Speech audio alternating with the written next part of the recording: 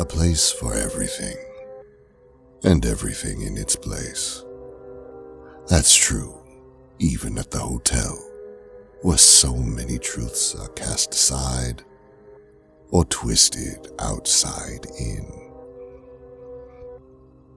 My place is at the front desk in the dim but still softly lit lobby. Cozy, without being too small. Decorative touches of dark filigree and light gold accents pepper an otherwise more traditional, timeless aesthetic.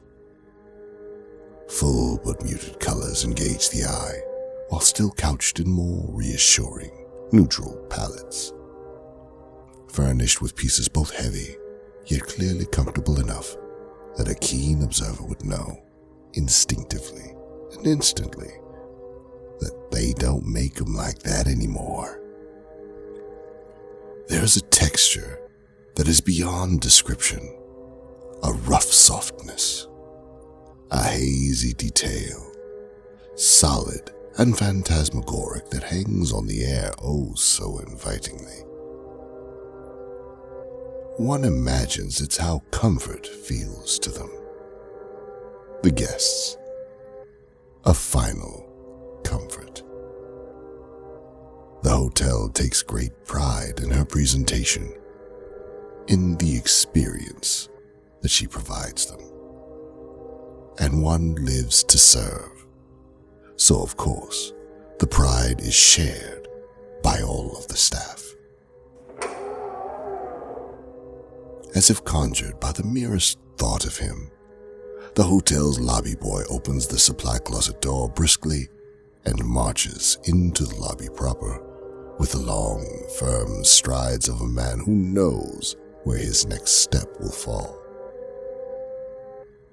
He stops when he sees me, though, and he withers just a bit. His chest sags, and his hands and face drop. His eyes shine a little brighter with fear as they dart across the room, looking for help, looking for hope, and finding still, at the end of it all, me. I haven't summoned you. While he takes his time figuring out how to respond to this, his hands search for something to do. One of them finds the knob to the supply closet door. The other floats aimlessly, fingers clenching and fiddling.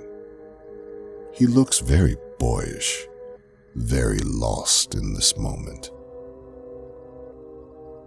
I snap my fingers at him and point to his door. Startled, he opens it a little more and looks inside the empty closet, inspecting it closely before turning back to me.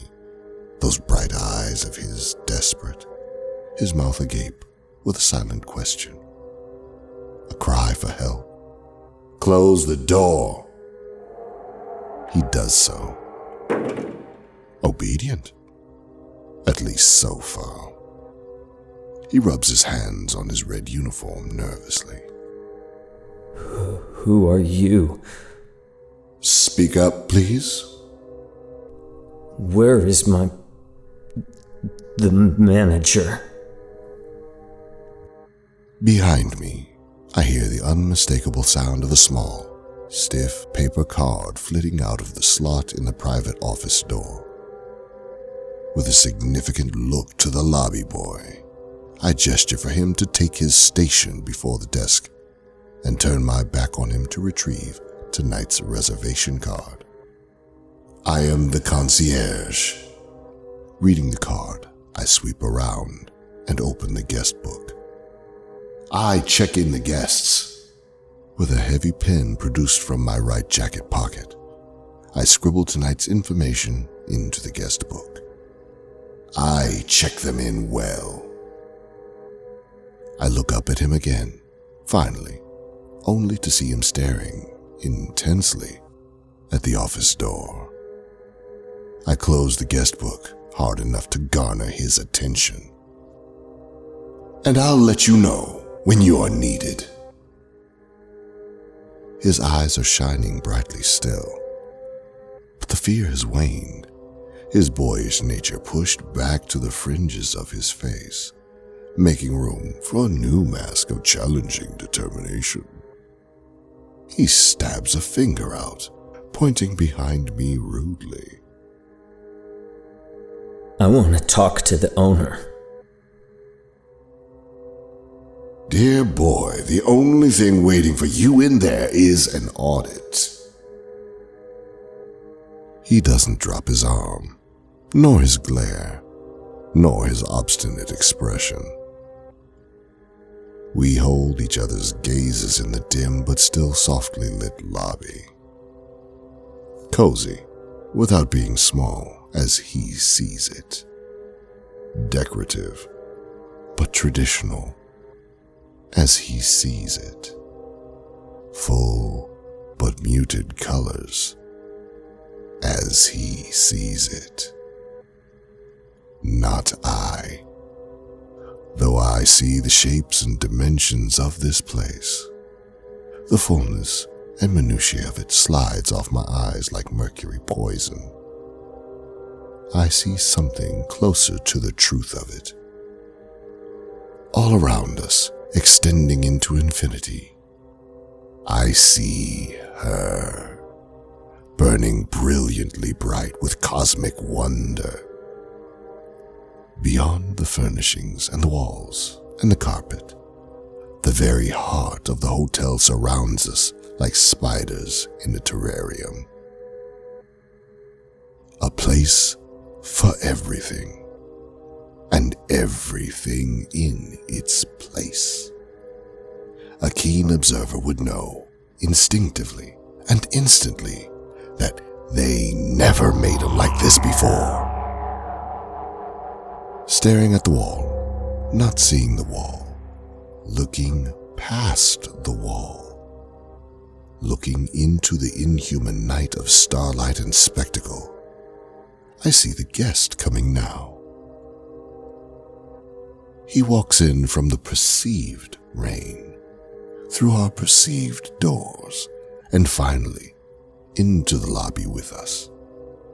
He has no luggage, save a short bag with his overnights in them. Good evening, sir. We've been expecting you. The lobby boy curls his finger into the rest of his balled fist and lowers his arm, heavy suddenly under the full weight of his responsibilities. I'll be happy to check you in while our lobby boy assists you with your things. You've had a long journey, I'm only too sure. A business trip. My company had called ahead and booked my room.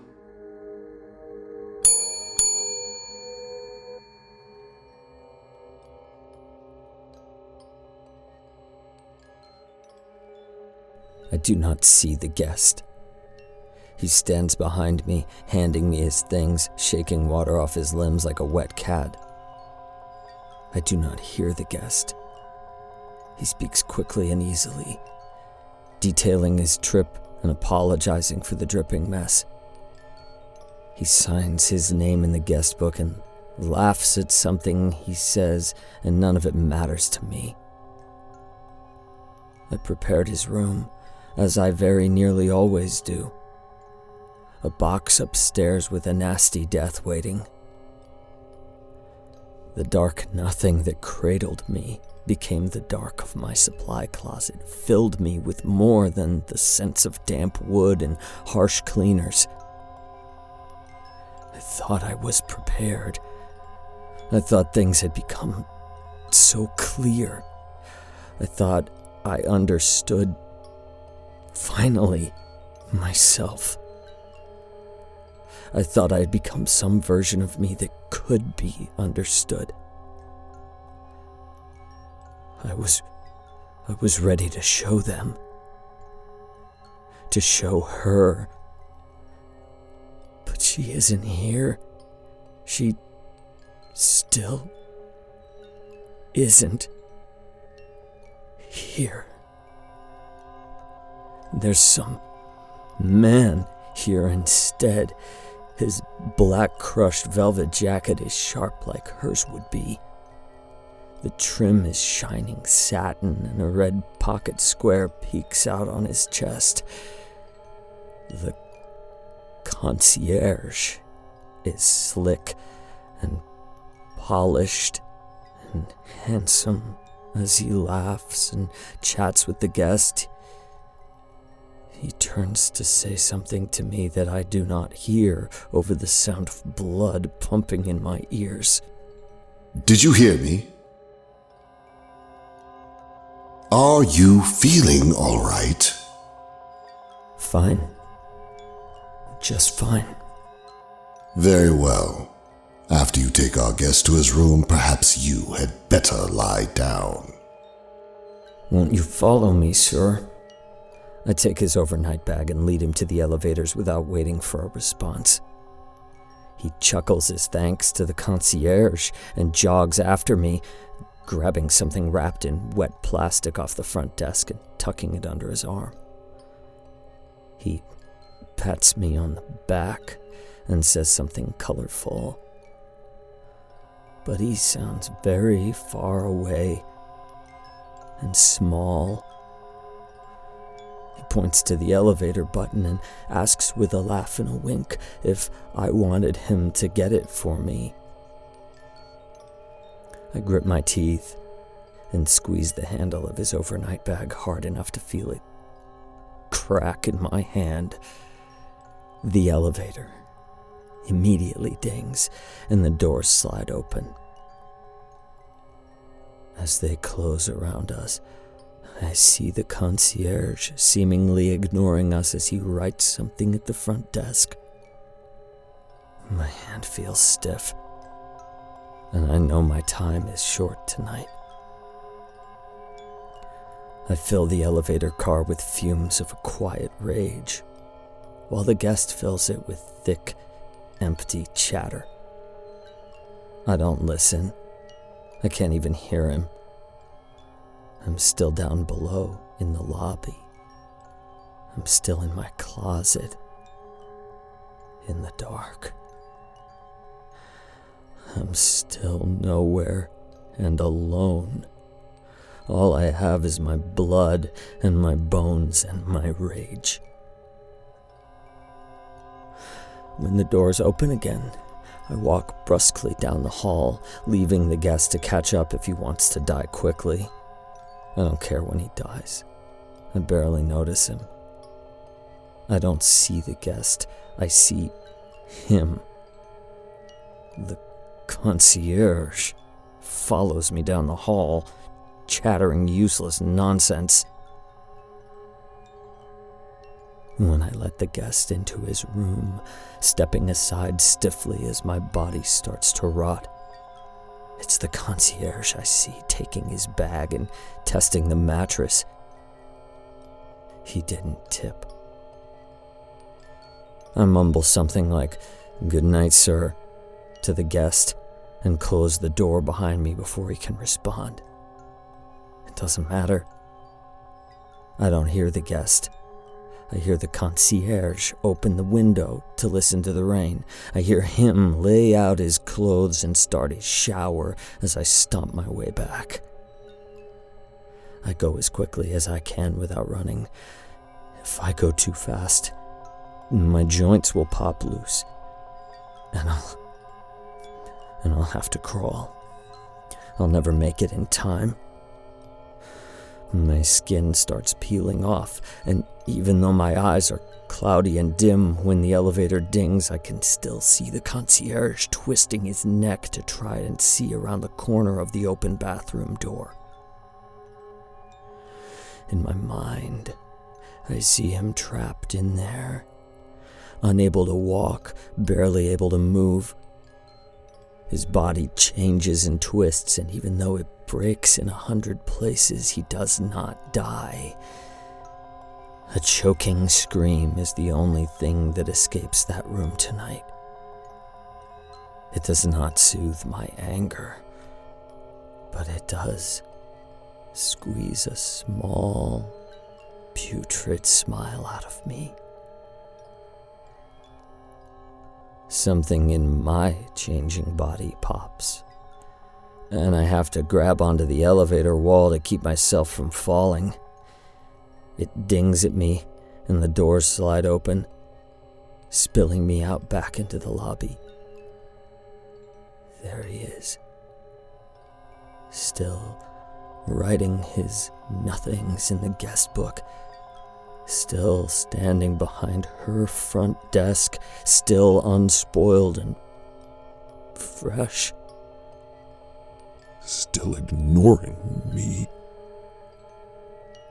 Something wet burns and bubbles its way up from my throat and extinguishes my smile on its way out of my mouth. I lurch toward him, stamping my foot hard enough to crack the marble with each step. My breath comes out in fiery sheets and leaves flecks of green brackish fluid on the floor. I reach out with both arms and it almost sends me down face first. He hasn't so much as glanced up at me.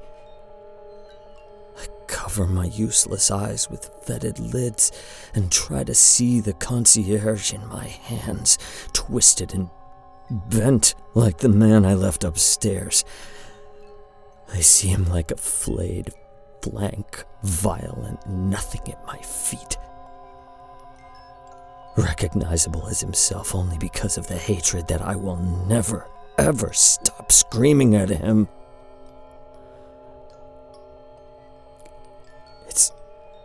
It's not until I'm almost on top of him that he acknowledges me at all.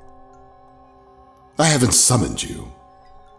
He snaps his fingers and the private office door flies open, revealing the screaming void within. I check in the guests! I am buffeted back by the unseen forces that hold the hotel together. I check them in well! The last thing I see is the marble floor as I finally fall, puceating into useless pieces at his feet. The chaos of the void blows the air out of the lobby, and the moldered pile of me is sucked in through the doorway. And I'm carried off, deeper into the unknowns of the hotel. I see the concierge, not in my mind, but in the lobby, standing in the doorway of the private office. Before he closes the door, I hear his voice, clearly, but so very distantly, carried on the back of a dark wind. And I'll let you know when you're needed!